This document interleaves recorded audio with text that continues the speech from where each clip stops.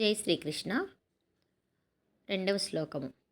దృష్ట్వా తు పాండవానీకం వ్యూఢం దుర్యోధనస్తదా ఆచార్యముపసంగమ్య రాజా వచనమబ్రవీత్. తాత్పర్యం.